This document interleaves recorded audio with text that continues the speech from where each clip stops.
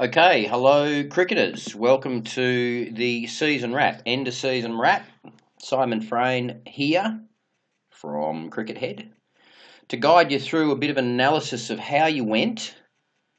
How did you go, and essentially where to from here in order to essentially become a bigger, badder, better version of yourself so you can fly to a better performance place.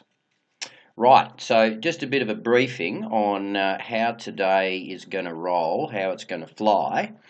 Please have a bit of, textbook, paper, writing material in front of you with a pen of some description, because how we're going to roll is that for the first half of this wrap, I'm going to ask you a bunch of questions to have you qualify how it is that you went, as well as how you want to go for next year and what it is that you need to do to be able to get from where you are now to who it is that you need to become to achieve what you want to achieve. Make sense? So if you don't have a bit of paper and a pen, quickly go and get that, though I would imagine you would have it. So the first half is about the wrap and the planning, and how you'll answer these quite intuitively. I won't give you much time to answer because the intention is that I want an intuitive sort of answer that comes from the heart, that you don't second guess and double bluff yourself too much. The second half, third, will be a bit of an education session about the 5 biggest skills I reckon that you would, should develop and cultivate in order to be a better player through being a more evolved individual. Yep, makes sense? So let's press on. You've got your bit of paper and your pen. You are champing at the bit to fly into it. So let's take off. So first question here is, how did you perform? What were your goals? First question. I'll give you about a minute for each, as I say, sometimes less if appropriate. But what were your goals for this year? Pen down what your goals were. Maybe they are front of mind. Maybe they were fairly simple. Maybe they were deeply complicated and documented, in which case I'm guessing and hoping you have them in front of you. But firstly, what were your goals from last year? Yeah, were they to make so many runs? Were they average so much? Were they more process, functional goals in terms of I'm going to learn to bowl an outswing, or I'm going to improve my cover drive? But I'm guessing you had some outcome goals with regard to how many runs or wickets I'm going to take, etc. But what were your goals? Yep, fairly easy to establish. Next question. Did you achieve your goals? Did you achieve your goals? Yeah, there's more than one goal, I assume, so there'll be potentially more than one yes or no, but this is essentially a yes and no, black and white response. Did you achieve your outcome goals, let's call them? Outcome goals as opposed to process goals. Next question. What factors contributed to you doing better or worse than your goals? So what factors, I repeat, contributed to you doing better or worse than you thought you were going to do by way of your plotted goals before last season? You know, you might have gotten sick and not done as well. You might have broken your leg and not done as well. You might have you might have been in a poor team and had to bat at the top of the order instead of number 5. I don't know. You might have had a really good coach and done better than your goals. Whatever the case, what do you think are the factors that contributed to you doing better or worse than you thought? Whole range of things might come up there. And I reckon that's about as much time as you need to have an intuitive response to that. So, lastly, with regard to how did you perform in an outcome sort of basis, how did you feel about last season? Now that you sit in a retrospective, looking back perspective to the season, how do you feel? How did you feel when it finished, which isn't far ago, that long ago? How did you feel about last season? Were you disappointed? Were you elated? Were you neither of those two, right in the middle? Was it a situation of lost opportunities? Was it a huge leap forward, and you doesn't have to be one or the others or the other extreme? But how did you feel about last season? Should be an intuitive response. Leave it there. Okay, so that's as much as we really need to look into how you performed on an outcome basis. Let's dig a bit deeper, change gears if you like, into a level of inquiry that asks, what are the lessons that you learned?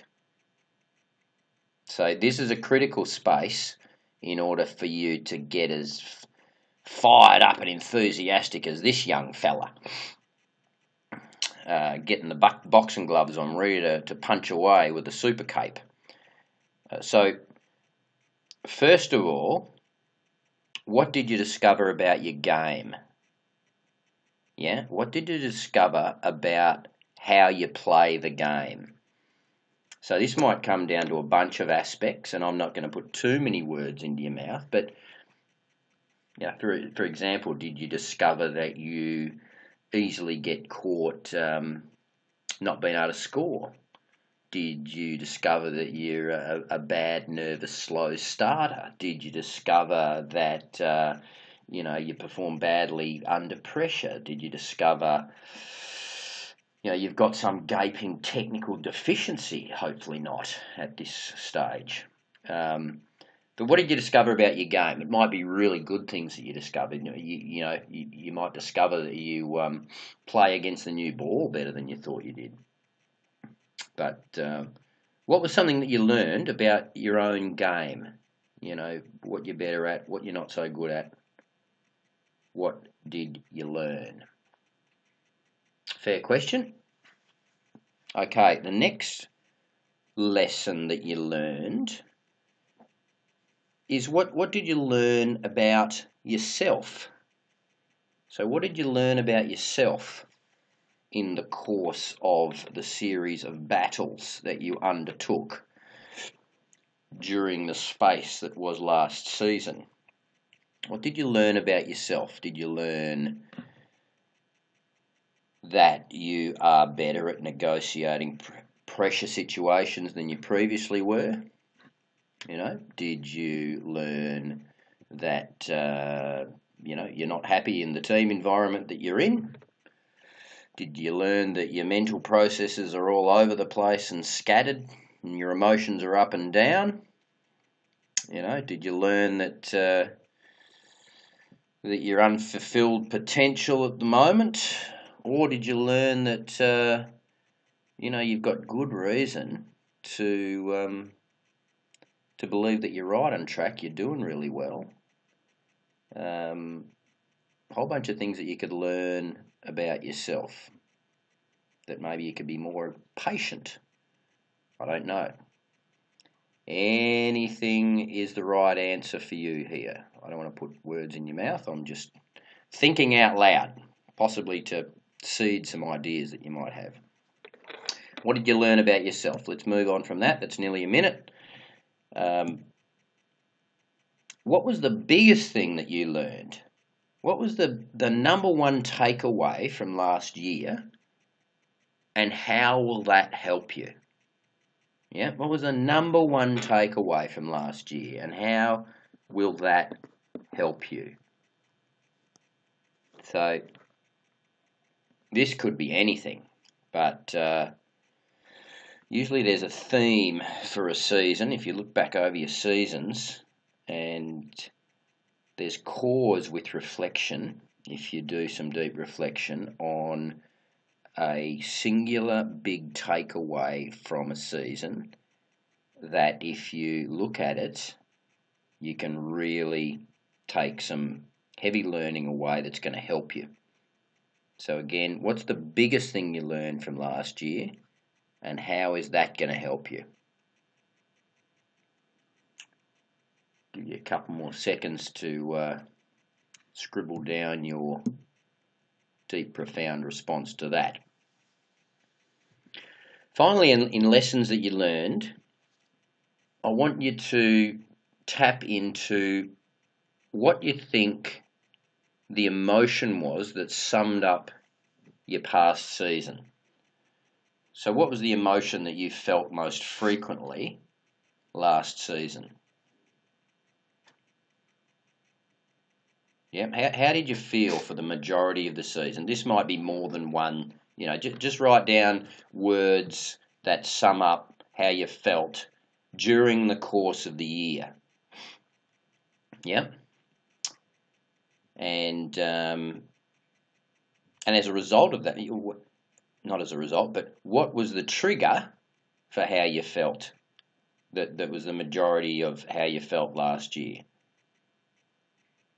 So you'll find you'll have a couple of significant undercurrent emotions for the season, and I want you to try and identify why it was that those were the dominating emotional sensations that you had during the course of the year.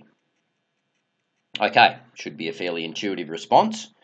We shall fire on into the significant area of vision and goals.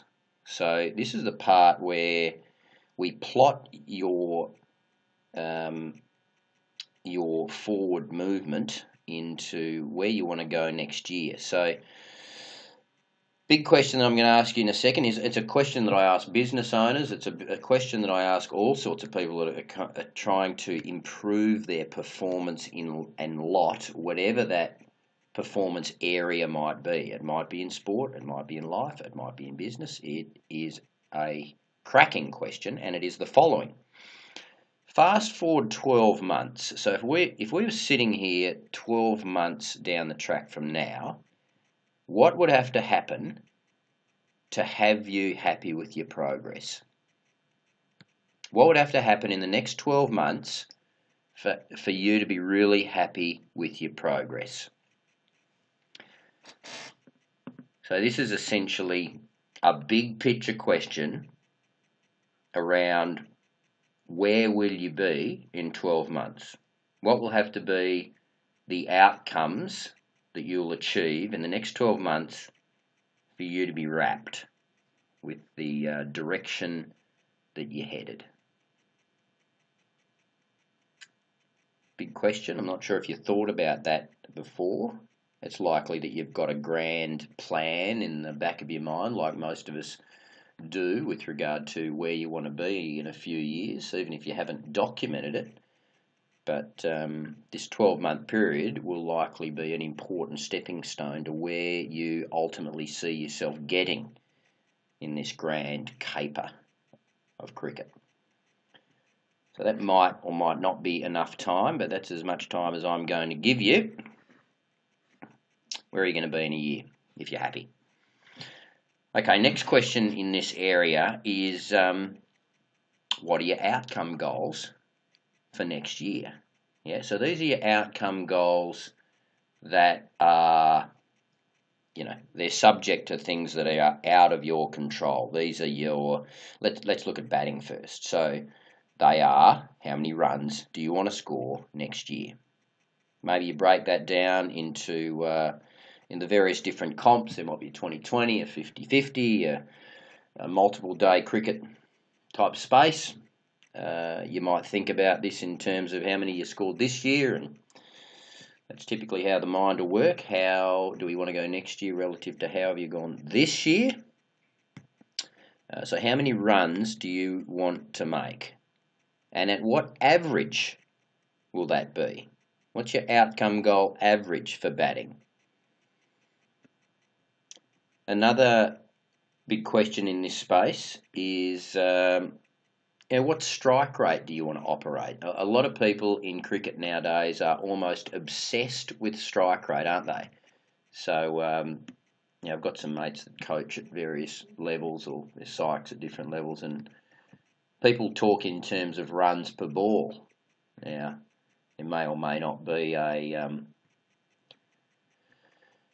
it depends largely on what form of the game it is, isn't it? In some forms of the game, it is very important. In the longer form of the game, there's an argument that there are more important things. But what strike rate do you want to score at in the various forms of the game?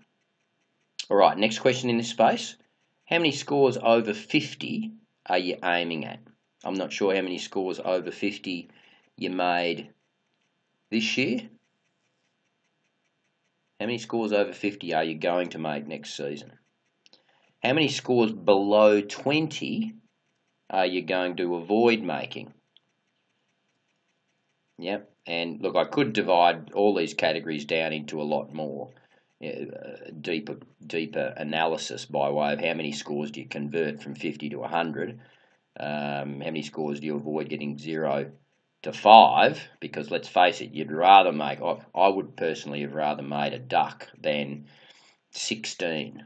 16 is just a real bitter, acrid taste left in the mouth because you're playing. Every now and then you'll get an extraordinary in-swinging leg cutter that was unplayable and nick the off bail when you're 0. You can wear that. But my question is, how many scores under 20, which I'm basically looking at under 20 as a failure, over 50 as a success. If you've got a broad-based outcome target for each one of those, at least there's a target to be shot at there. There might be a couple of other targets here to think about in your batting, particularly in light of where batting has gone. What are your targets with regard to boundary hitting? Are you a good enough boundary hitter, depending on where you want to take your cricket, but do you have an objective with regard to what percentage of your runs scored should be in boundaries, or how many boundaries in terms of boundaries, the percentage of boundaries hit off balls that you face is an interesting statistic to look at, and whether you've even thought about these statistics. But if you've got an outcome to focus at, it can help you. I think another really important category to look at in batting is rotating the strike. So how good are you at rotating the strike? This might be an intuitive feeling, but these categories are good to have in every innings that you play, if you can at least sit down, think about, and then document next to these categories. So your rotation of the strike category might be more of a gut feel, intuition thing about, I rotated the strike really well today. Because, as you know, sometimes when you're a stroke-making boundary hitter, I tended to be very much a boundary hitter, every innings isn't going to work out for you that it just flows away and you're stroking balls magnificently around the field. Sometimes it's just not quite working. And if you get frustrated that you're not hitting boundaries, you'll perish. So you actually need to digest a bit of humble pie and go into, right, well, I'm just going to rotate the strike, stay in, find my feet, and flow will eventually come. But rotating the strike, so important. That's another category. How well do you do it? How well do you want to do it? It's a bit of a look at batting. Let's go to the bowling side of things. How many wickets do you want to take next year? How many wickets? This will be based largely upon what your experience was this year. I'm guessing that you'll break it down into the different forms of the game. What average do you want to average across those wickets? And if you've got a feel for strike rate, so these are the same 3 questions as with batting, you'll notice. Your strike rate's an important thing to you if you are a strike bowler. or you seek to be, if you don't know what it should be, what it might be, what it could be, maybe look at what your strike rate was last year and think about how that relates to how you might be able to improve it. Yeah, some other possibly important outcome-related goals that you could look at are how many top order or batsman wickets do you seek to take relative to lower order wickets, and think about how you actually bowl to batsmen rather than to non-batsmen.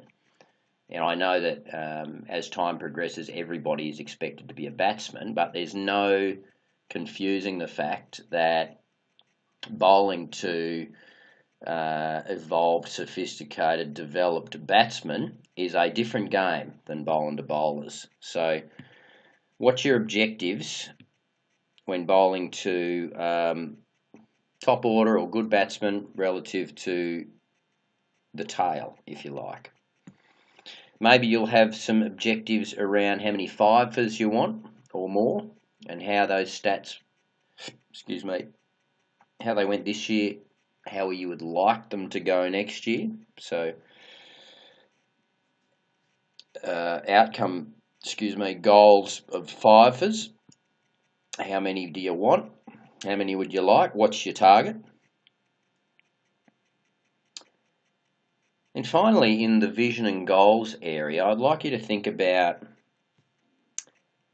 do you have a goal or goals to improve in particular areas? So straight off the top of your head, in order to achieve these outcomes, what jumps to your mind front and centre with regard to what should be some improvement goals? If you are going to fly north by way of performance and hit these objectives, what areas jump to mind that you're going to have to improve? Okay, that's an intuitive response. I don't want you to cogitate on that too much. Let's move to the next section, which is, what's your why? What's your why? And what I mean by this is, why do you want the goals and the vision that we just talked about? Now, the typical answer will revolve around, you've got a bigger plan, or you've got a vision for yourself as to where you want to take your cricket. You might not have shared this with anybody, and that'll be the fairly typical scenario. But what is your why? What is your why? There's an old saying that one of the great philosophical gurus in life produced years ago, which was, if your why is big enough, you can cater for any how.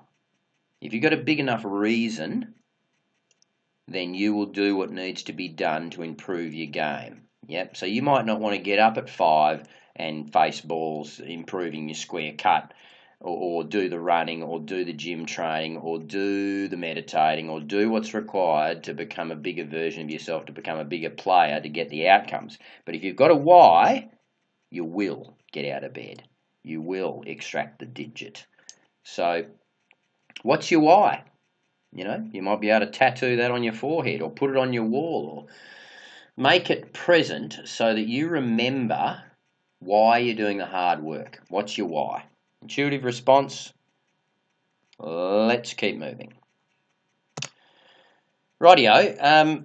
We're going to look more specifically now. So we looked at outcome goals, and so in order to get to those outcome goals, there's going to be some what we refer to as process goals. So that's more around, how are you going to get to those outcome goals? What do you need to do? What do you need to change relative to what you were doing before to improve, to be able to drive better results? So specifically in these areas, we can break them down into physical, technical, tactical, and psychological. So it probably gets down, I reckon this is a pyramid, if you like. Use my cursor and pretend there's a pyramid there, and say that physical is the easiest and most obvious. Yeah. So you're either, we're going to get into each one of these a bit more deeply, but physical's real obvious, technical's less obvious, tactical's more complicated than that, and psychological underpins everything. So psychological affects all the others, if you like. So psychological will affect your physical with regard to how motivated you are to do the physical and how intensely you will do it when you're doing it. The technical is obviously psychological as well with regard to whether you acknowledge you need to improve more and how you go about actually doing that.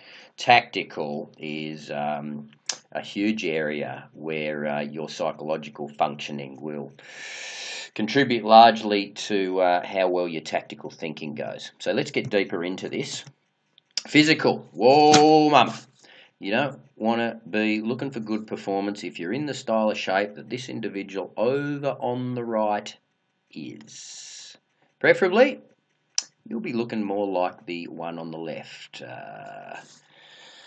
Not the gender, of course. You'll keep your gender, hopefully, but physical is a huge part of this game, and there is no denying that if you are looking to play elite sport, you have to be a good athlete.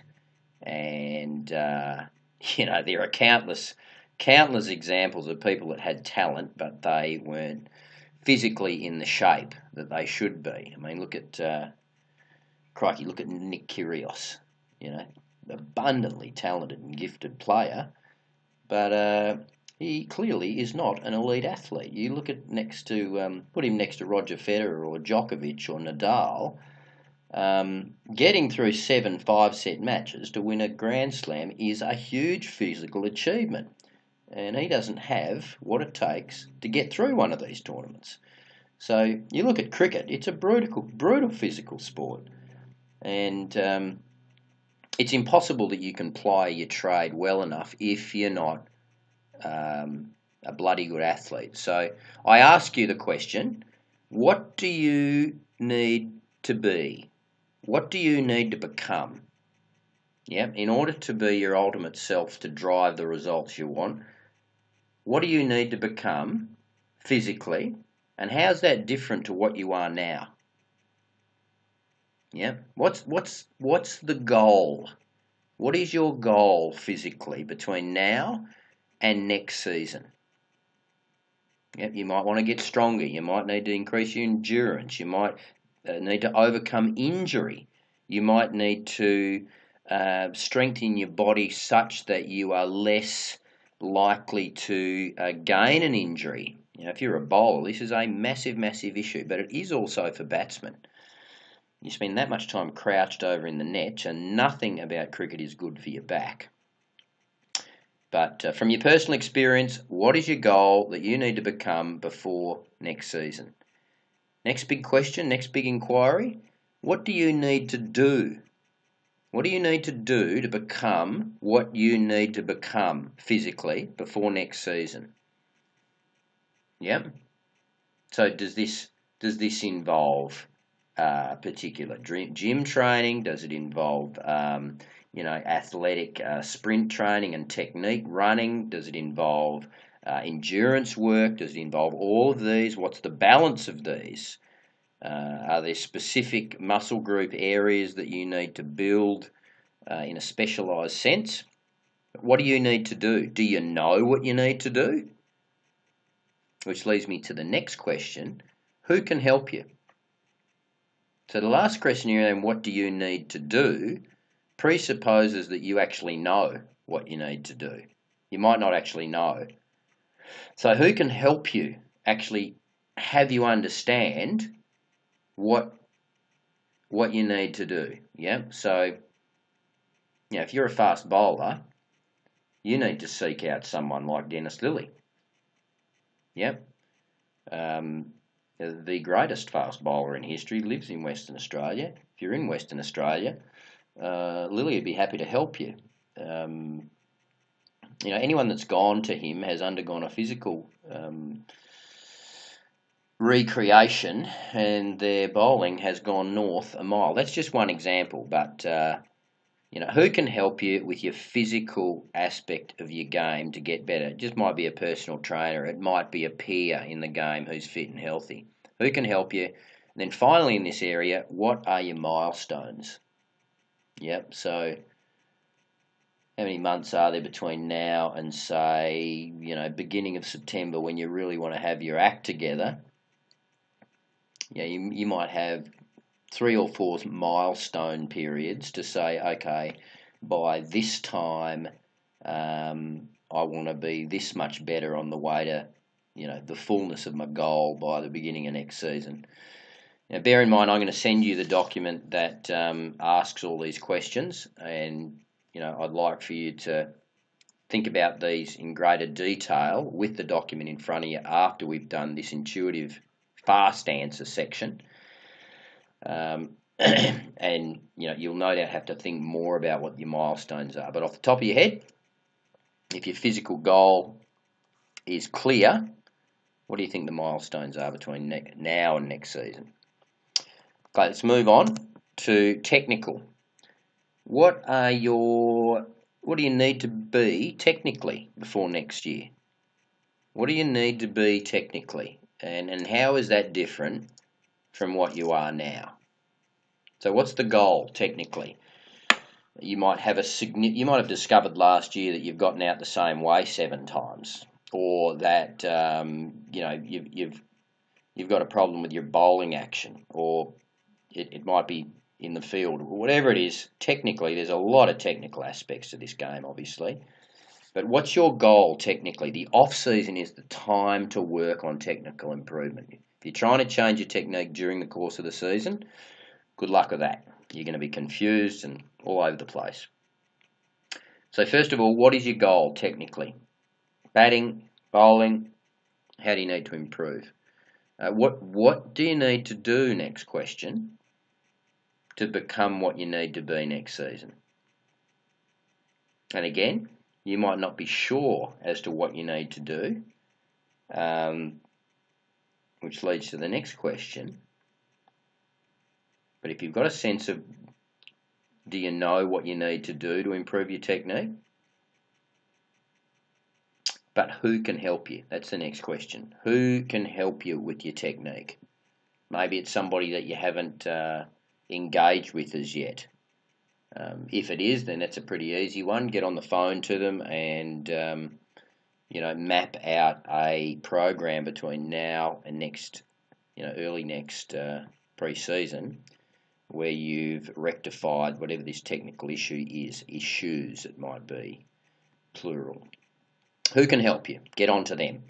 And then what are the milestones? This, as I say, is a trickier question, and I'd like for you to go into deeper thought when you review this exercise.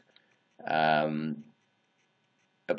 when you're pursuing any goal, it really pays to have a bunch of milestones that you can say, okay, by this time I'd like to be that far along the track to pursuing it. Okay, technical. Let's go on to tactical. So tactics, huge part of this game. You can make tactics as complicated as you like with a game of cricket, but what do you need to become before next year? What have you learned? This is why I asked you a little bit about what did you learn about yourself last year. A lot of that can be tactical. What's the goal for next year? How do you need to improve tactically? This might be, how do you negotiate your first 10 minutes at the crease? It might be about how you keep yourself together when you're confronted with middle overs and score restrictive fields. It might be when you start bowling, or when you bowl at the front of the innings relative to the death of the innings. So many tactics involved in this game, but how do you need to improve your delivery of tactics and your tactics themselves? What do you need to do between now and next season to improve how you play tactically? And who can help you? Who can help you?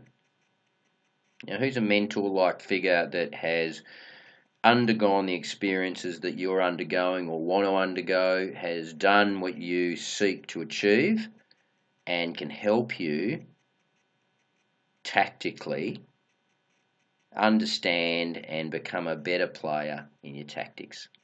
And finally, again, what are the milestones? Can you break this down? Can you break it down, quantify it before next season so that you can measure how you're going along the route?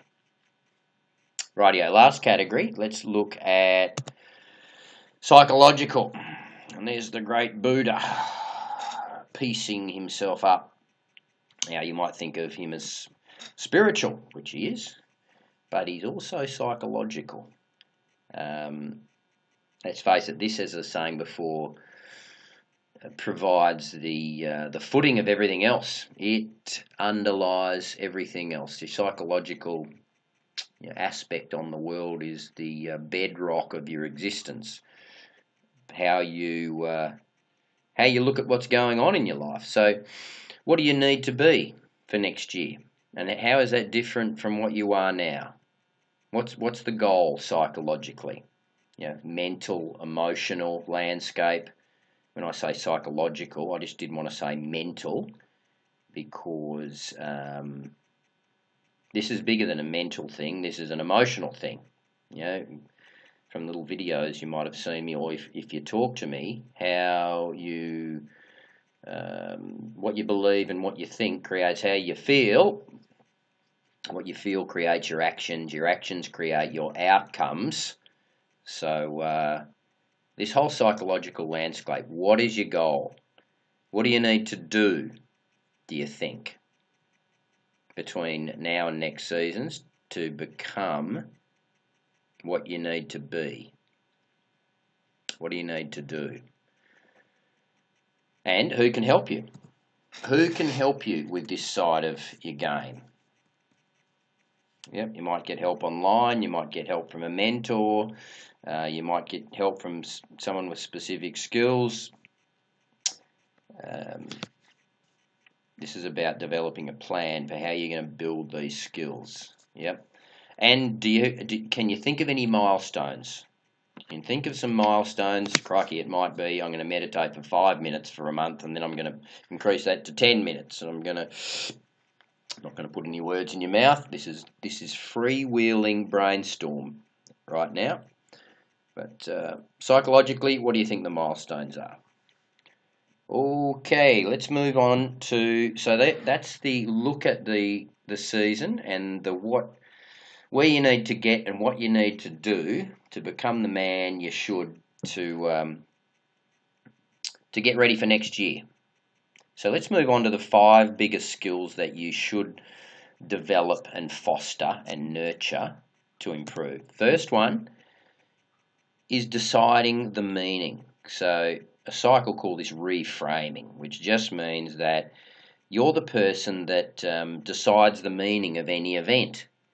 And, this will largely colour how you feel about things. There's no meaning apart from the meaning that you give an event. You might play and miss, get hit on the inside thigh, and what that means to you, you make up the meaning. If you make up the meaning that, crikey, it's hard today, gee, I'm having a stinker, bugger, this guy's unplayable, it's going to be a hard day. But if you just decide, good ball, yeah, I'll look for the next one, take a few breaths, and I'm fine, I can negotiate anything. That's a more powerful meaning. But look, you decide the meaning, and what I'm saying is this is a bigger skill than just cricket. Try and practice deciding the meaning in your life. When a given something happens, you can decide to be a victim, or you can decide that in crisis there is opportunity. The Chinese character for opportunity is the very same as crisis. If you're open and aware and mature enough, you'll discover that in crisis there is opportunity. But you and you alone decide the meaning. Yep. And so that's really powerful, and I want you to think about how you can practice that skill. Secondly, recognizing thoughts. Now, so this is obviously just so powerful. I've talked at length about how best case scenario when you're in the heat of battle, whether you're batting, bowling, fighting, fighting for your life at the crease. Typically, if you can recognize the thoughts and dismiss the crazy ones, because our mind is geared to, if you like, think negatively and recognize threats, because that's where we've come from on an evolutionary basis, defending threats out on the savannah with bigger, stronger animals coming to kill us. But often, all the negative thoughts in your mind they're not going to help you. So you need to be able to dismiss all the thoughts in your mind, recognize them firstly. But how do you recognize these thoughts if you don't practice recognizing thoughts outside the game? You have to practice this. You have to still the mind. Yeah, and the best way known to man to do this is through meditation. So, as you probably heard me say in the past, if someone told me to meditate when I was a young punk, I would have flipped them the digit and said, "You got to be joking me, man." But having since evolved somewhat since those young days of hubris and silliness, it's the most valuable singular skill you can have. Well, with deciding the meaning and some of these other skills, they're all lumped together. So, develop this skill. It is the most powerful thing that you can have in your life, because you'll be able to see reality for what it is. You'll be able to control yourself. You'll be able to get present. You'll be able to bring yourself to the battle. So, whether you're likely to start with a guided meditation that's got some soft music and nature sounds, and you might start with just adhering to your breath, and it's all about dismissing thoughts and not clinging on to thoughts in your mind, because our tendency is to follow a negative thought down to a next related negative thought, and you'll go down the rabbit warren of pursuing these negative thoughts such that you're in a real fluster. So this skill is about silencing the mind. I'd advocate the best way to do it is by using a mantra, which is just a word to bring your mind back to thoughtlessness. Well, silent mind is a better way to look at it. And if you use the word, say, release, and so you'll focus the attention in the middle of your head, and when a thought comes up, you just recognize it, say release, and go back to still thought. If you can do this for 5 minutes at the beginning, you're doing well. I've been doing this for years and years now, so I do 20 minutes in the morning and 20 minutes in the late afternoon. And all sorts of studies will tell you that this produces more energy, reduces cortisol, the stress hormone, develops more creativity, brings more peace and clarity of mind, and optimizes your performance. So, important skill to develop. Give it a crack. Third skill is being present. Being present. Now, meditation's going to help you being present, but whether these two guys on screen, i.e. the tightrope walker or the bike jumper, are meditators, I don't know. But being present is an enormous skill for your life. We in the modern Western world are typically focused on the future and the past. So regretful about the past, frightened of the future. We're never actually present enough. And if you think about it, quite obviously, your focus in the present and your performance in the present determines your future. Being absolutely present, meditation, as I say, will help with this. But in cricket particularly, we've got to learn how to focus in and then focus out, to be super present and then just relax a bit. So I'd advocate on practicing your being present in two ways. First is with breathing, and there's nothing more present than breathing, is there?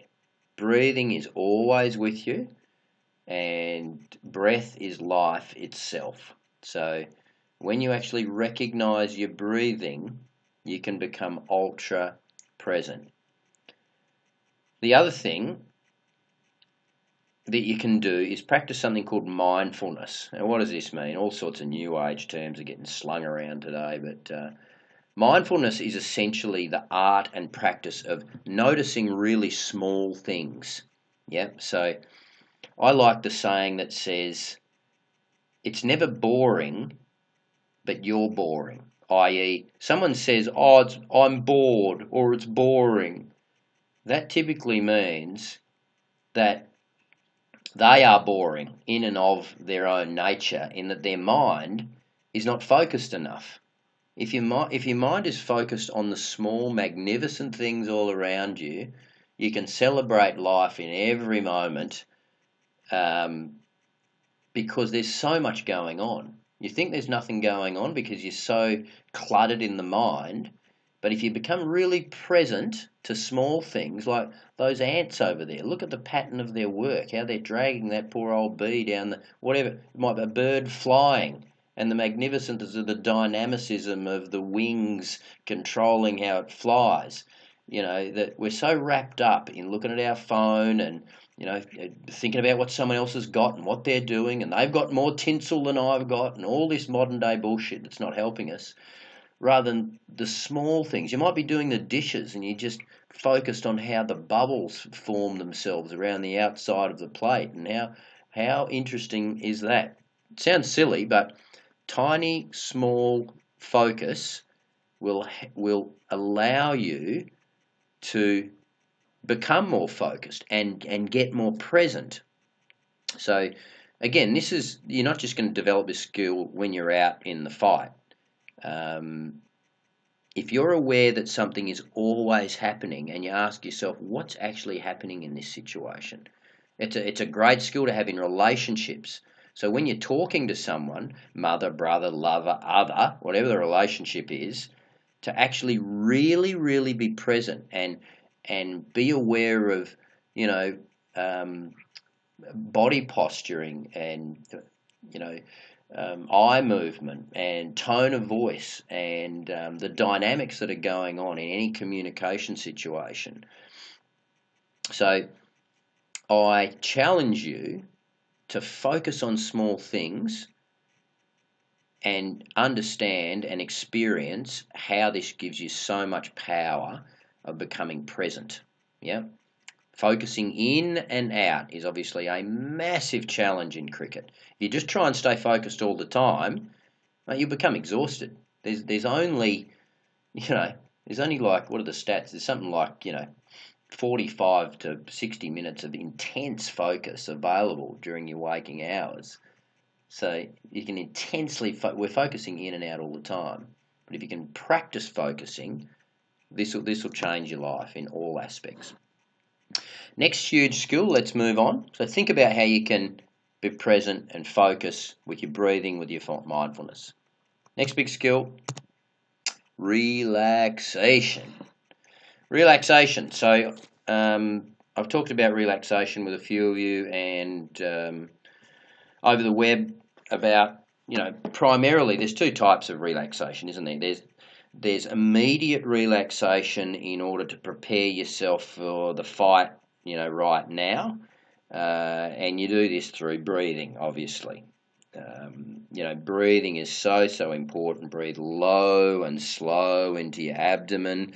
This will oxygenate your body and your brain, and it'll help you from a physiological perspective to be relaxed. And if you are physically relaxed, it is impossible to be anxious or fearful. Such a powerful thing to understand this. If you're in the presence of a predator, like a bear or a big cat, it'll sense that you're frightened. If you can physically relax and become physically relaxed, big call that'd be. I've never been in the presence of a bear, but you see people who are, and they'll take some breaths, be relaxed, maintain a positive disposition, and then that'll go in your mentality. So we've talked about breathing and relaxation and the need for it in the heat of battle. You have to be relaxed to perform. You look at the great sprinters, you look at the great performers, they are relaxed. It's impossible to perform if you can't be relaxed at the time. But it's also really important to be relaxed as far as, get away from your primary thing to do another thing. Have you got something else to do in the recreation space? So you look at the word recreation, it literally is to recreate. So look at this dude out on his stand-up paddleboard. It's recreation. You might do some deep breathing out there and get into a meditative flow-style trance to deepen the experience. But what do you do for recreation? You might just go for a bushwalk. You might be into mountain biking. You might be whatever it is. But do you have something that can recreate your energy, re-enthuse, create that dynamic energy flow that's not related to cricket? It's an important point, and have a think about how you can, use your breathing to relax, and also have some recreation to become more grounded, more whole. And cricket will have its place in your life. Sure, it's bloody important, but you'll actually find that you can perform a lot better at it if it's got its place and it's not your whole life. When it's your whole life and you've got all your eggs in it, the pressure can become overwhelming. But with the combination of regular bouts of relaxation and recreation, you are going to bring a bigger, stronger self to the battle of playing cricket. Undoubtedly, irrefutably. Okay, so that's the skill of relaxation. Fifth and final skill, which I think is a big one that a lot of people overlook and are not even aware of, is a personal success routine. And look, I've got the word routine there, but I think more appropriately we could have the word ritual there. And what I mean by this is that routine can be a word associated with, moribund, boring, negative, unconscious habits, if you like, or have-to-dos. Whereas I'm talking about, if you like, I'm saying ritual now, which are things that you engineer and architect that are in your interests, essentially to create your state. So what is life apart from, the feeling that you get from the experiences that you have, i.e. the state that you're in? How you perform when you play cricket, I think we'll all agree, is heavily related to what state you're in. So then let's overlay this to your life.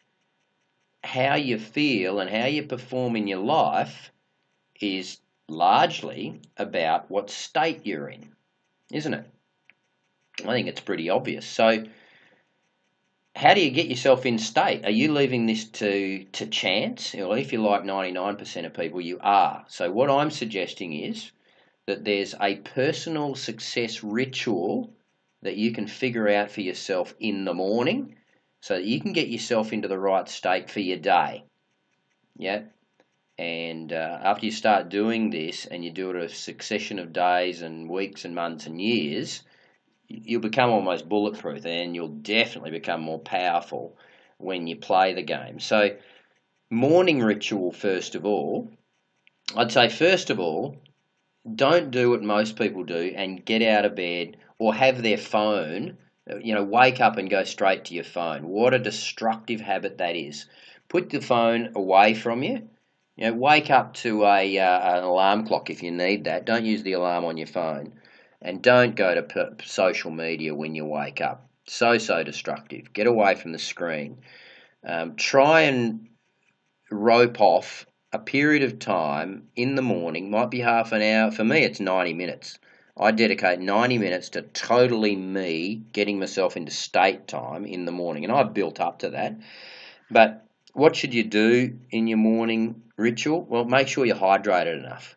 Most people are underhydrated for most of their life. They'll be, caffeine addicts to get up for anything, and when you're dehydrated, you only have to be 4% dehydrated for you to be making bad decisions and be irritable. And, so what's that say? Most of the modern world's dehydrated. So get hydrated when you get up. Maybe have a thought for gratitude. Get yourself, if you're grateful, then you can't be anxious. If you're focusing what to be grateful for, you can't be anxious. And then after you've hydrated and you've had a thought for gratification, let's call it that, then do some meditation. If this is for 1 minute, that's better than nothing. If it's 5 minutes, it's better than 1 minute. I'll do 20 minutes in the morning, as I say, of what's called transcendental meditation, which is basically mantra meditation. After that, do some deep breathing. There's something you can learn off called Wim Hof breathing. This is what I do every morning. You don't have to do this, but just learning of how important breathing is, in order to oxygenate and empower myself for the day, I'll actually do 10 minutes of Wim Hof breathing, which is, Wim Hof's the Iceman that, went to Everest in just a shirt. Sorry, he didn't have a shirt, just in shorts. True. He's able to actually manipulate his physiology through breathing. That's how powerful it is.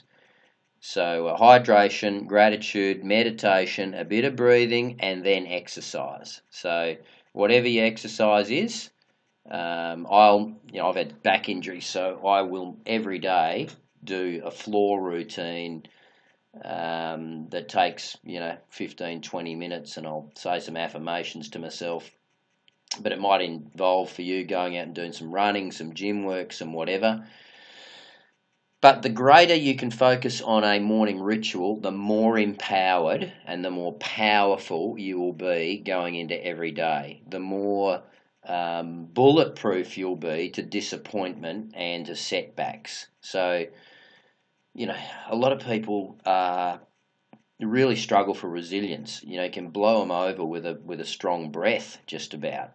Whereas if you go into every day, as long as I do this ritual routine set of things in the morning, I'm bulletproof for the day. Almost doesn't matter what happens, because I'm in this merry, jovial, jocular success state. So figure out what works best for you, and you'll build up for this. But the thing I implore you to do is to get yourself some morning ritual that you do. If you have to get up an hour earlier for it, so be it.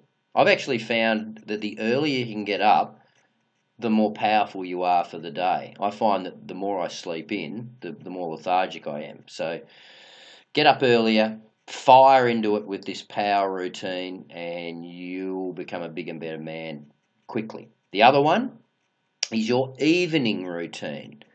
Let me set this by saying, what is sleep? Sleep is going into the subconscious here, and we spend a third of our life in sleep. Then consider that a lot of people go into sleep mulling over, cogitating their negative experiences, their worries and fears, and they actually go into sleep, into their subconscious mind, with all these thoughts dominating them. Now, how is that going to improve your life? Subconsciously, you actually become more flustered, more fearful, more doubtful than if you were to say, insert positive thoughts into your mind before you go to sleep and get into a peaceful, grateful state that is going to seep into your subconscious and seep into your life. So what I'd say before you go to sleep, no screen time an hour before you go to sleep. What looking at screens does, going into your eyes, that radiated light and into your brain, does not help you. It puts you on edge. So no screen. This is my personal strategy. No screen time for an hour at least before I go to sleep. Read a little bit of something positive. There's so much positive stuff you can read that gets you into a good state. And then possibly, or definitely, start a gratitude journal. and this, I mean, that sounds very high and involved, but we're talking about write down on a bit of paper 5 things that you're grateful for. It's a good reason, or should I say, a good tool or mechanism by which you can look over your day. You know, I tend to, oh, what am I grateful for? And then I'll review the day, and you'll be able to realise that you're grateful for so much. It might be small things as to, oh, gee, I'm grateful I'm born to the parents that I am, or that I live in this magnificent place, or that, you know, things are actually pretty good. Or it might be tiny things that you recognise this little thing, or your experiences, whatever. You'll find that if you can be grateful, you cannot be anxious, you cannot be fearful, and you go into slumber with a smile on your face of how good life is. Finally, before you go to sleep, take a deep breath. Just like relaxation is in the waking hours, after you've done gratitude, take a deep breath and relax your whole body, and you'll find that you go to sleep quick. So you've cleared your mind of busy, rampant thought, you've gotten grateful, you've taken a big deep, you are ready to go in to slumber, and then get up fueled for your little morning exercise that'll make you bulletproof as well. This can be one of the most powerful things you take up in your life. Will definitely help you with your cricket, but it is obviously far bigger than your cricket. If you can be a bigger man with more energy, with less fear, with more confidence, with less doubt, you're going to be a better cricketer? I think so. So that's it, guys. Just to run over those five skills. You decide the meaning. Yep. Recognizing thought. Being present. Relaxation. And a personal success ritual for morning and evening. Get into those things. They will change your life.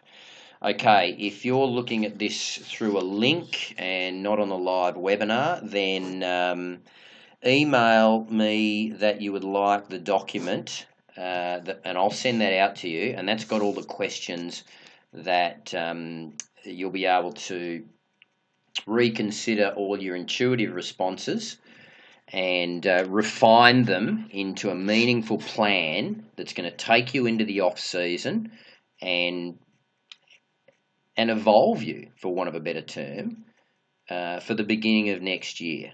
So if you're serious about becoming a better player, you need to put some thought in, you need to put some work in, you need to have a plan that you can follow. If you've got a plan, you don't have to think about it on the day, and all of a sudden you can just do it easily and in flow.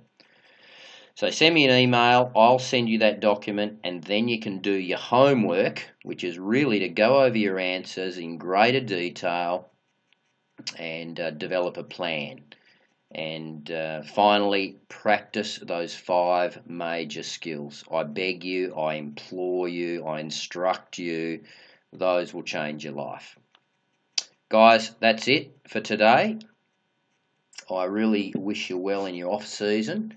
Get serious about giving it a crack. Ultimately, you can become whatever you want to become. Some of the best players of all have not been the most talented ones. They've been the smartest, hardest workers. Okay, thanks for coming along, and good luck. Bye for now.